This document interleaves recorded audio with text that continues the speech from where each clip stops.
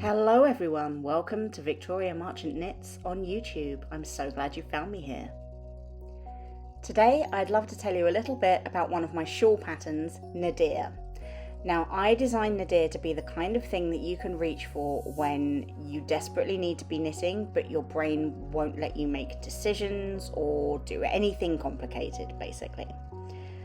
So the whole idea of it is that you can grab any yarn you've got lying around and some appropriate needles and get knitting like it's an emergency.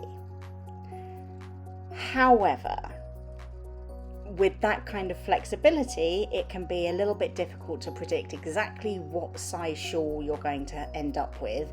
And it does mean that you need to keep tabs on how much yarn you've got left and kind of guess when to stop to make sure that you don't run out.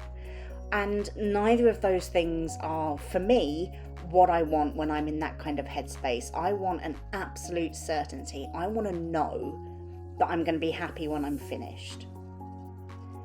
So what I've done is I have spent a few hours eyeballs deep in a spreadsheet, which we all know is my very favourite thing in the world.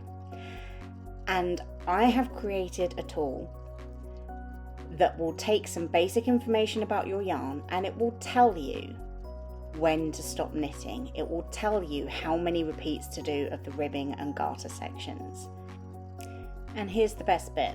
If you give it your gauge, it will even give you a custom schematic telling you exactly how big the shawl will be. It will give you the long length, the short length, the top length, and the depth. I also really like geometry. Anyway, let me hop over to the spreadsheet now and I will show you just how easy it is to use. Okay, let's dive in. So, the only part of the spreadsheet where you need to do anything is this top bit here above the big black line. This is where you fill in some numbers and choose some things from some drop downs, and everything else is worked out for you. First, I'm going to go ahead and set my yarn weight, which for this one is fingering and mohair. And I'm going to set my units to meters, just because that's what I happen to have handy. And you can see straight away that some of the numbers beneath the big black line have started calculating already. But really, the only important thing to look at on this side is this till row here. This is where it will tell you where to stop knitting in the pattern.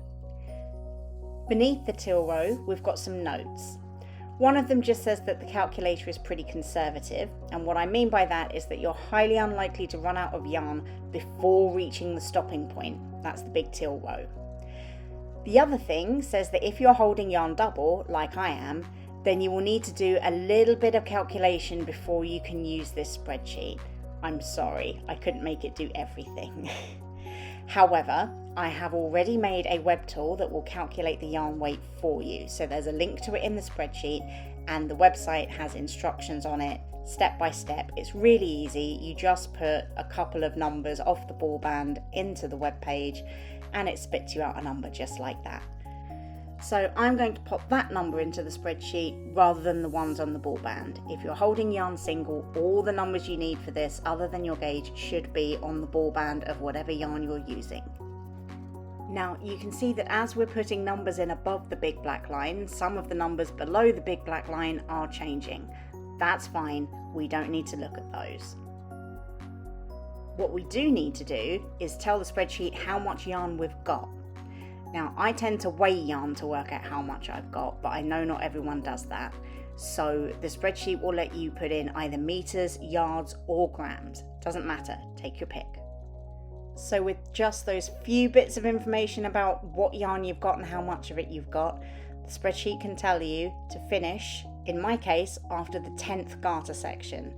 Exactly when to finish. No guessing, no maths, no yarn chicken.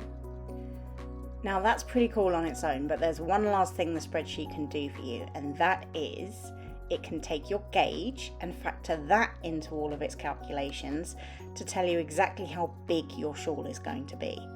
And yes, it's in both inches and centimetres. I really enjoyed putting this spreadsheet together. I'm knitting myself a Nadir right now, and I can't wait to see how accurate the predictions are.